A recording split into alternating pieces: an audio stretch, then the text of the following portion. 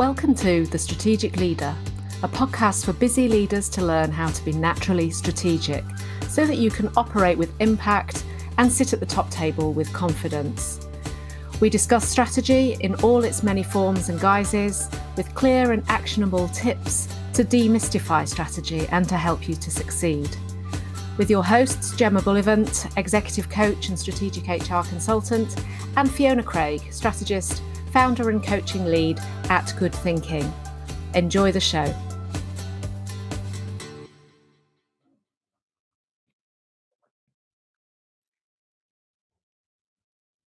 Gemma, I consider myself as someone who has a background formally in strategy. I've got strategy in my job title and I have done for a number of years. You, I know, have spent the bulk of your career focusing on HR. So tell me why we are here recording this podcast about strategy. How does it show up within an HR environment? Why are we even having this conversation? Great question. And I think it's really useful for us to go into the why we're doing this, because that's in itself quite a strategic question.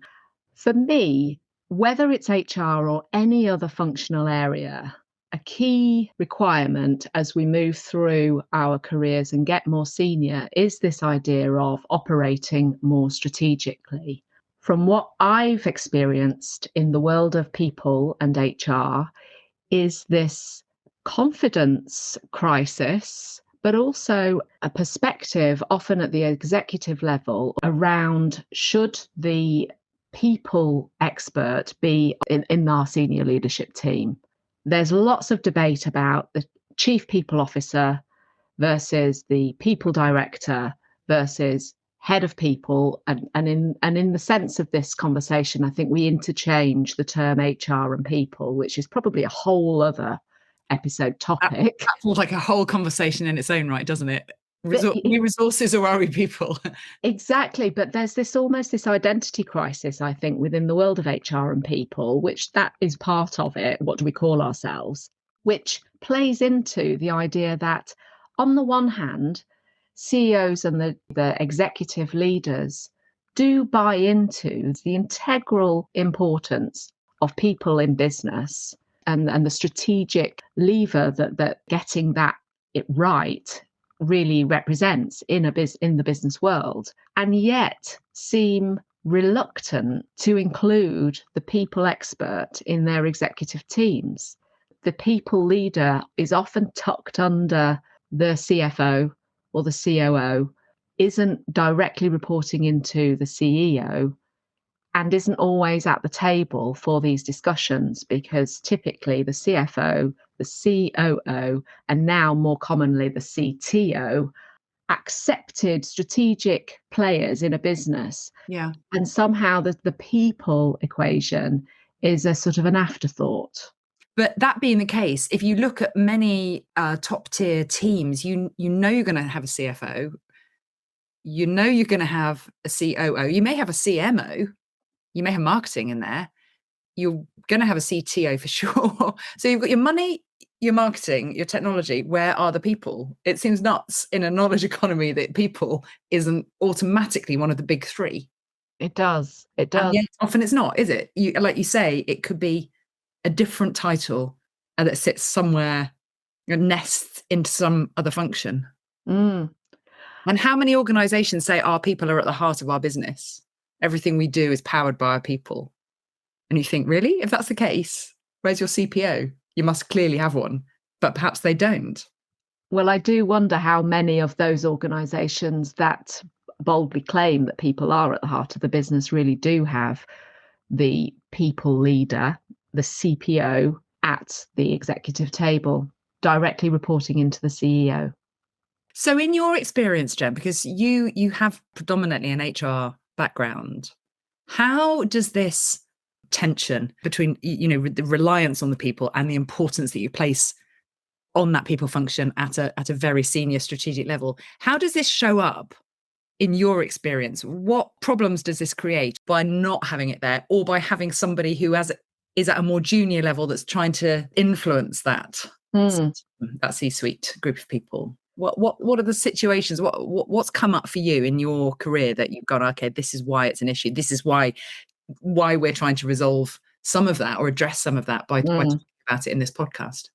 Well, the obvious one is one I've mentioned already, which is that the HR person reports often into the finance person.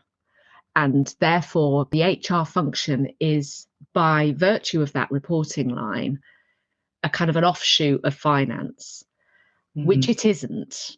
There are elements of the HR function that do play into the finance world, but there are also elements of the finance function where the people function needs to challenge some of the thinking. So you're coming at business challenges from two different standpoints that need to come together. So if you've got one leader in the finance person sitting at that executive table, the people aspect of that conversation is not necessarily going to be heard at that table. And how much of that do you think is a hangover from even a century ago or more than that? Let's go back all the way back to the Industrial Revolution, of people as resource rather than people as a strategic advantage. I think that's exactly where it's rooted. I think it has evolved over time from the idea of pay and rations and the idea that the personnel function effectively managed pay and rations, managed tax, managed, the people's work schedules. Alongside that, the employment world has evolved, legislation has evolved, and that role has become increasingly more compliance and governance focused to keep up with and ensure that the business is operating within the legal parameters that are put in place and updated from time to time. So that transactional aspect of complying with what is required has been an absolute foundational part of the HR profession for many, many years. What's happened over time, though, is, as you mentioned, the knowledge economy has emerged, where people are not necessarily creating widgets in a factory. There are lots of people creating widgets in factories still, don't get me wrong, but there is a whole new economy that's happened over the last several decades where the service of what a person delivers basically is the commodity. The commodity isn't something that's been created in terms of a tangible widget. It's actually a service. It's an evolution. It's perhaps a development of a product or a development of a new piece of technology. It's a refinement of that. It's integrating that, a kind of a business service that meets the client's business challenges. And this whole B2B, business to business type idea is a lot of that kind of activity. The minute you start looking at those types of activities, your person that is delivering that is central to the success of your business. If that person is not skilled, is not even in seat, you are not earning money. So you need to be able to attract those people. You can't carry vacancies. Vacancies are a real challenge for businesses that are actually relying on that service as the revenue stream. The skills needed to deliver that are central. And then, as we know from all sorts of psychology research, the individual's motivation and engagement has then become increasingly important. Do I want to deliver this service? Am I motivated to do this and do this well and do this in the right way? And am I motivated to stay? And we know that particularly in the last, 10 years or so, it's become very, very visible that our expectations of our employers and our workplace have changed dramatically, such that we demand a sense of purpose from our employers, which wasn't the case probably 50, 60 years ago, maybe even less than that. We demanded a salary and we demanded certain basic conditions, but now we're demanding a real sense of purpose and meaning, often in terms of contribution to the environment or society. Our expectations of what an employer needs to provide have changed and are changing even more rapidly and as recent years have gone by. So it's about that humanness that enables us to deliver that service, which takes us out of that commodity. So let me ask you this then. you've worked with many people within the HR function, regardless of their job title. If they're not a CPO, if there hasn't been that acknowledgement at C-suite level that the people are as strategically important as the finance or the sales or the marketing or the technology, what's the impact on those people who are still responsible for delivering the people function in a business if they aren't engaging with the C-suite on equal terms, if they're kind of engaging via the finance function? And is it always finance? Does the people function ever report in anywhere else? The people function typically reports into finance because there is always a CFO. If there is also a COO, then sometimes I've seen that be a reporting line as well. The simple answer to that question is you cannot operate strategically when you are only able to respond to what's being decided in a room that you're not part of. What we're saying there, then, part of being able to think and act strategically is to be involved in that decision-making process rather than just acting on what has already been decided. Yes, it is. There is a fundamental need to have proactive thinking and proactive participation in order to be strategic. And if you are not in the room, if you are effectively receiving decisions and the strategic direction, the strategic priorities from another group of people, and you haven't been part of that discussion, you have never had the opportunity to proactively contribute, challenge, and feed into that discussion. So if you are excluded from that table, you are only ever really reacting to that executive direction. And what that means is that with the best will in the world, there is only ever a reactive response from the people team or from the HR team, because there is no imperative to anticipate, to bring to the attention of the executive leaders things that are important to be considered in that decision-making process from a people perspective, the timelines that might be realistic to consider, the impacts, the wider breadth, the wider knock-on effects of decision A on this area and this area and this initiative, or any of the other strategic arms that we know are part of this strategic thinking. That means that you are just waiting to respond. And so it informs how you behave. It informs how you operate in the business. And what happens if, so I mean, you made reference to the fact that you may not be in the room, which I'm sure absolutely happens a lot of the time. What if you are in the room, but you're still not, you're kind of the token HR person? I mean, there is a trope, isn't there, which is the token HR person, which also falls into often the token woman in the room, which I acknowledge is a completely separate conversation.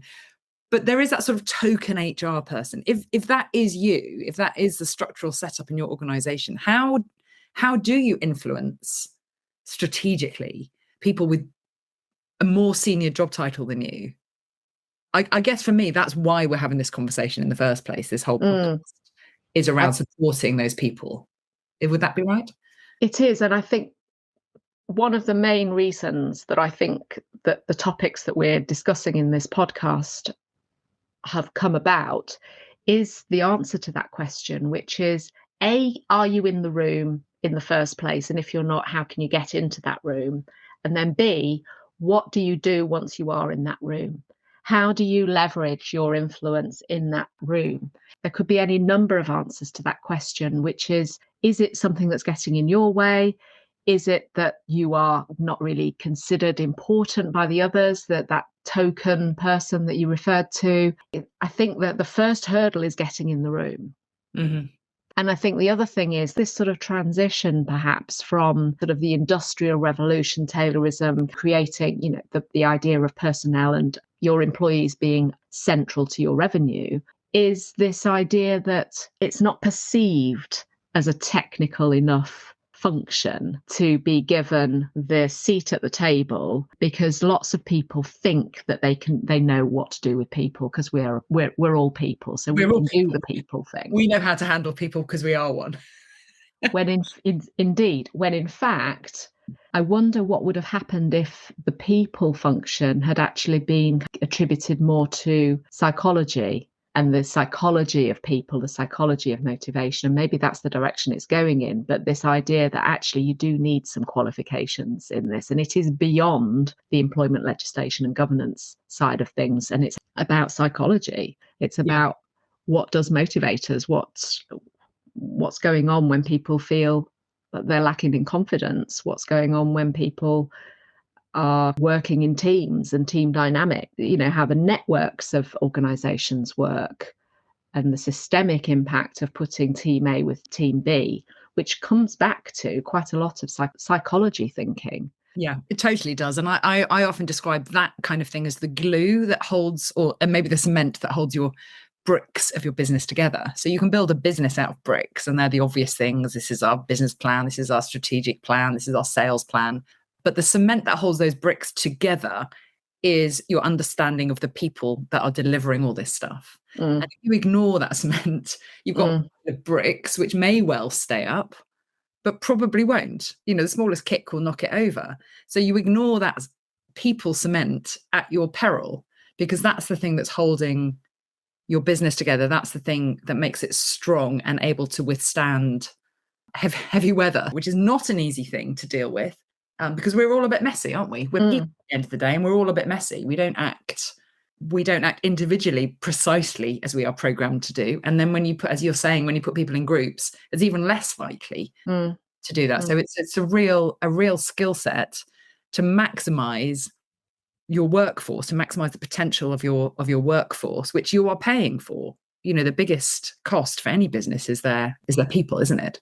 It is. And also the link to psychology is seen in your own effectiveness and therefore in development work and leadership development work. I'm a firm believer that self-awareness is your number one superpower.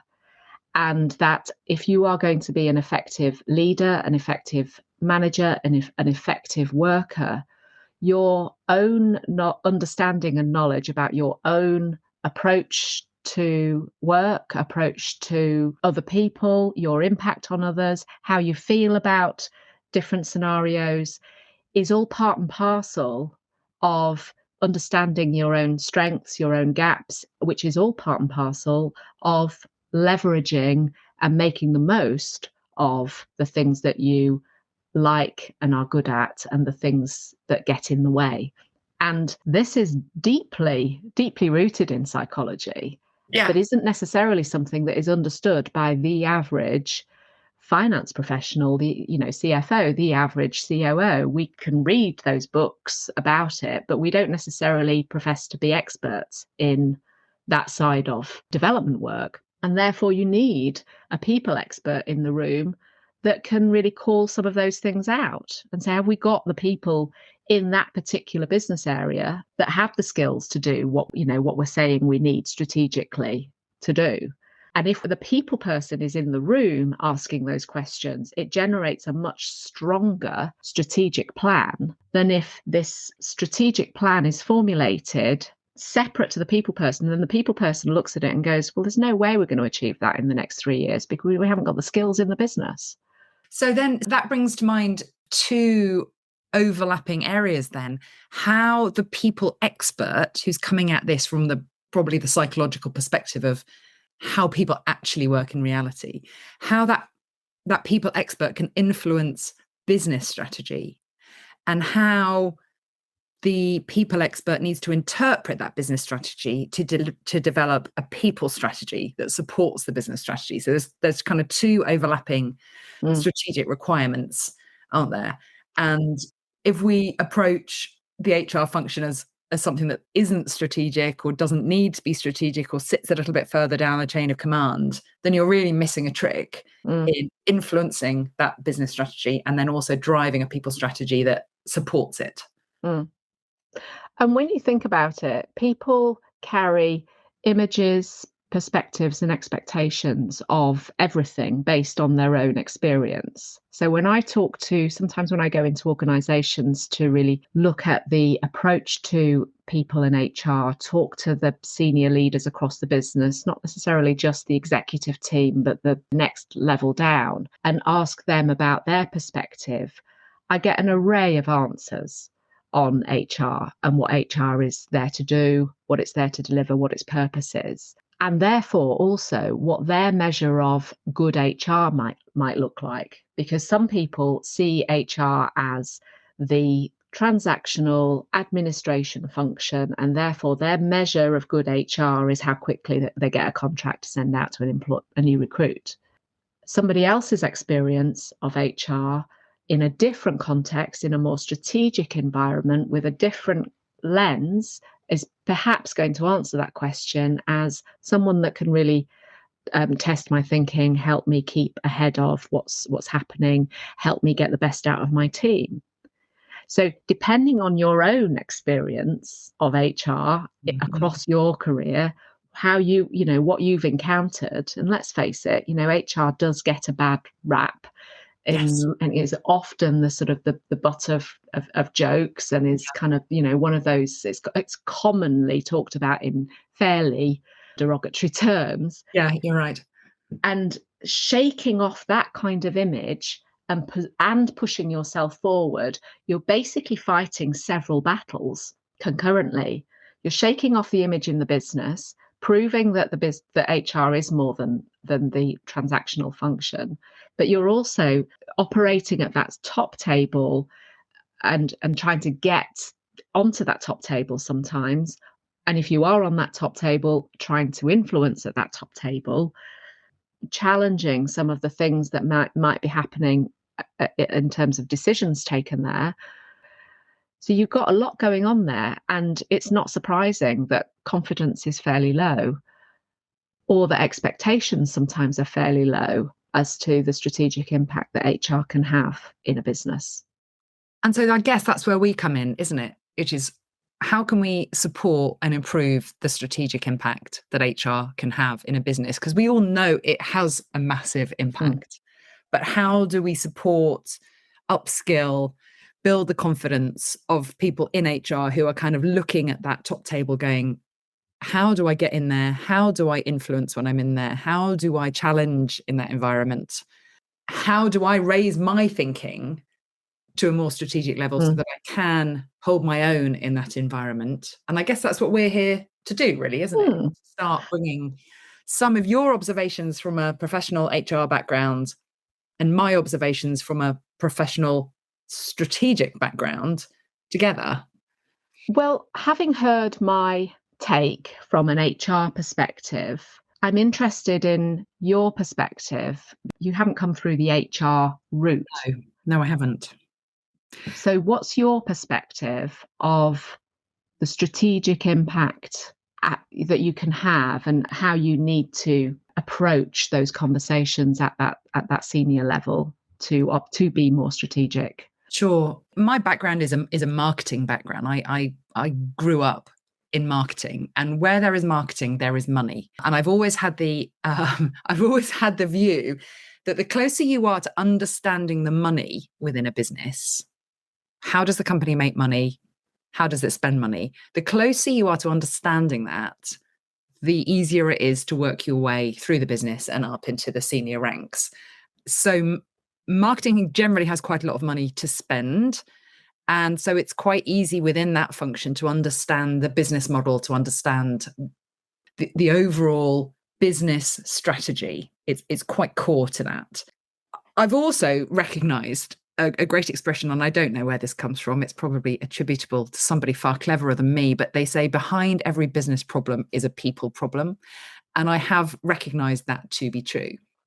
Because when you're dealing with teams, when you're dealing with people's capability, people's willingness to do the work, you can have all of the marketing strategies and business strategies in the world. But if your people don't understand it, if they don't want to support it, if they're not capable of supporting it because they're not trained or supported well enough, or they're in the wrong jobs, then you have a business problem on your hand. It comes from the people. So I've seen the fact that if I am very close to the business and the center of the business, very close to the money, very close to understanding cash flow and P&L and return on investment, all of those things can be derailed by inefficient or inadequate approach to people.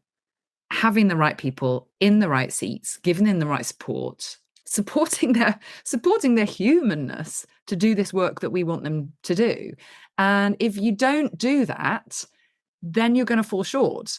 So I guess I've seen, as I've been working my way up through various businesses of various different sizes, because I've worked for big corporates. I've also worked for fairly small owner-run marketing and creative agencies. You can only ignore people for so long, and then they start to creep in, the problems that are created by ignoring what people, human beings, actually need.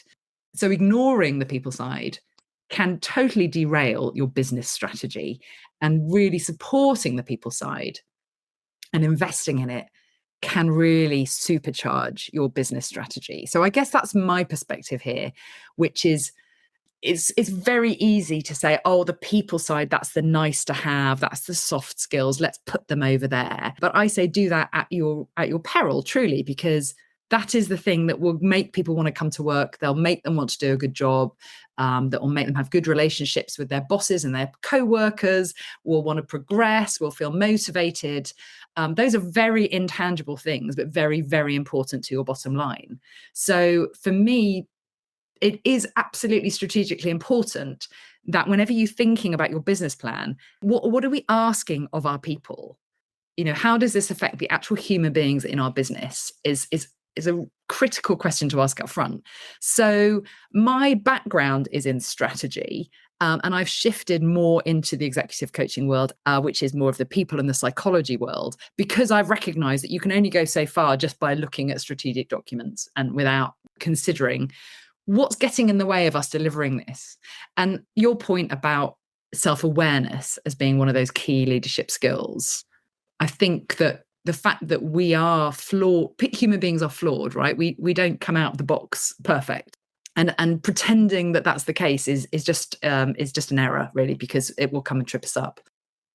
I definitely think that if you are thinking strategy, you have to think, what does this strategy require of our people, and how do we support that? And what does this strategy enable in our people? What does it give to our people? Is it motivating? Is it rewarding? Is it purposeful? So the people conversation has to come in at a very, very strategic level for all kinds of reasons. And so I can see those things coming together. I've been at top tables where we're talking about the money, we're talking about the marketing strategy, we're talking about the kind of functional parts of the business, and people are not represented in that conversation. And there'll always be some comeback when they're not in that conversation, or they're not represented effectively at that top table. It's yeah, you were saying about all the sort of HR being the butt of the jokes and having we talked about the token HR person in the room.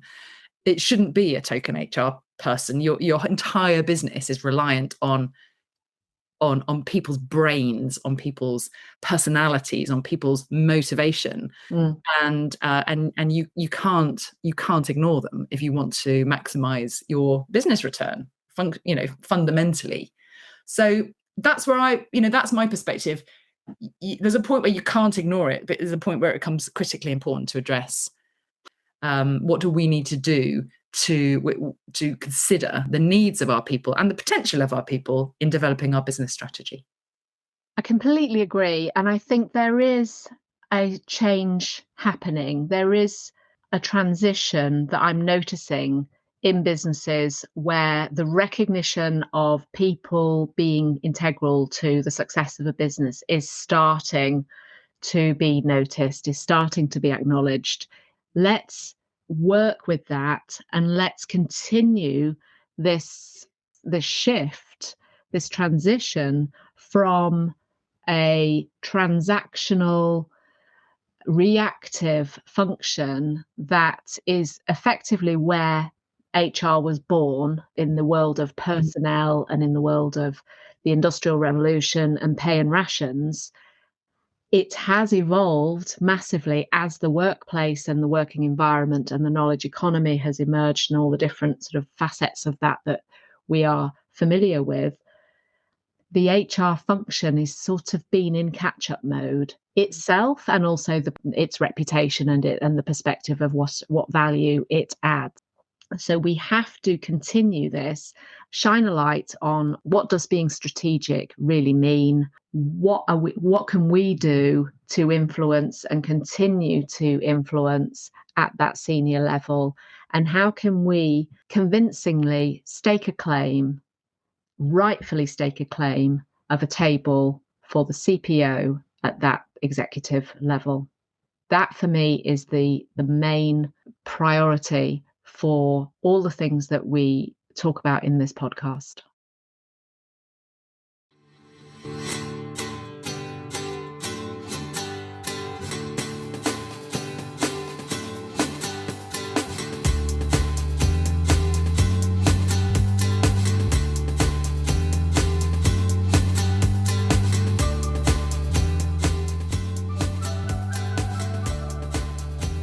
Thank you for listening to this episode of The Strategic Leader. If you liked the episode, please subscribe to access more of our recordings. And if you think it'd be useful for someone else, please forward to them and leave a review. We base our content on questions we are regularly asked and what you want to know more about, so please do email us with any questions or comments to gemma@gemmabullivant.co.uk. And remember, you're already being more strategic than you realise.